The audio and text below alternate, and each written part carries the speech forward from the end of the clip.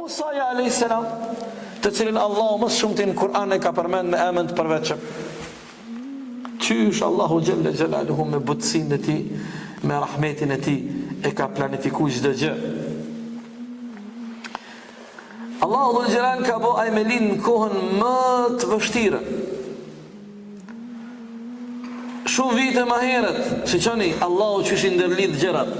Shumë vite më herët Firauni Musës ka pa ëndër që ka me le një fosht, një mashkull, ai ka më bo sebeb me ja renu dhe me ja prish mbretnin. Ka jep urdhër ushtrisë me kontrollu çdo fëmijë mashkull që lind me mbyt. Kanë vazhdu të mbyt. Vinë këshilltarët i thojnë Faraonit, jenë rrezik, pse? Po ti ty mbyt krejt fëmijët mashkuj. Këta duhet më rrit, ti ke nevojë për ushtar, ti ke nevojë për punëtor.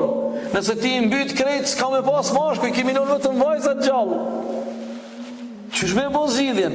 Një vjet mbyti, një vjet mos i mbyt. Kush lind si vjet, mbyti. Në vitin tjetër ata mashkuj lej. Në vitin tjetër mbyti.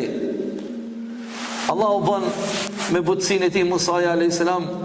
me lind në atë vit ku ish viti me mbyt. Që aty lindi, këtë Allahu i ka planifiku këto. Gjelle Gjelalu. E mor nona vet, e qiti një ark drunit, e gjujtin lumin Nil me zemër të thyme. I mbeti zemra e thyme edhe e zvrast.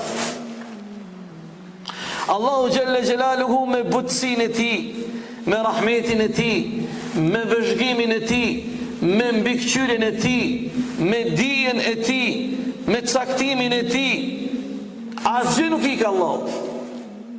Askush nuk mundet me ndërhyje me ndryshu planin edhe caktimin e Allahut. E boni atë ark me atë fëmijë pak muj, se mbajten, do muj e mbajtin ona vetëm sheft. Sa mujti me mbajt, po tutke, për zëdit o tutke. O tutke priku i shive.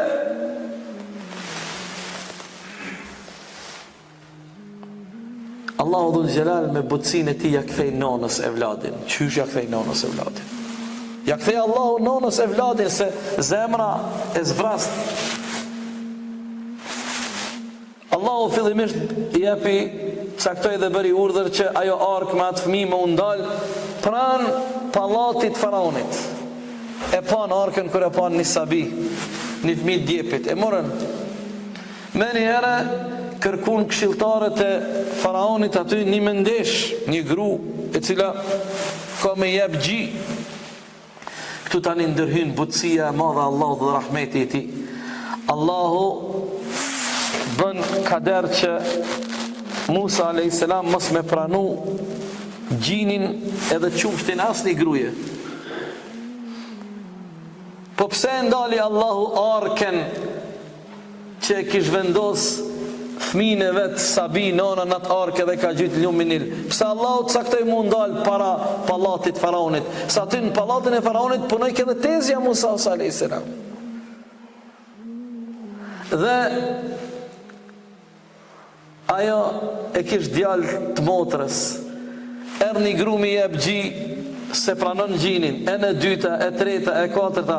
Ajo gru e cila kish me marrë këtë detyr ishte privilegj, mi jep fëmis që poritet në palatin e mbretit. S'po bojnë një gru, s'po bojnë 2 gra, s'po bojnë 10 gra. Dikur këtë tezja Musa sta, e di edhe në një gru tjetër, ata thirim edhe një gru të aprovojmë, nonën e Musa a.s. E thirën që atë gru në huj, që ishtë nona. E pranoj gjinin e saj. Jo që ja kthej nonës e vladin, po tash më urit me nonën e vetë, edhe nona më urit në palat e më uknash në krejt atë saltanetën atë se fa. La ilaha illallah. Butësia Allahut. Butësia Allahut, Gjelle Gjelalu. Qyre, mbëjen mend. Allahu Dhul Jalal, kur don ty edhe mu me nas provu, a i ka mëshirë ma shumë se ti për vetën tënde. Ta qënë një sprov që ti mundesh me menagju me lejnë Allahut. Ose Allahu Dhul Jalal të mbron pe një reziku ose të vjen edhe të kalon për krah teje sprova e s'prek nga butësia e Allahut. Për krah teje të kalon sprova.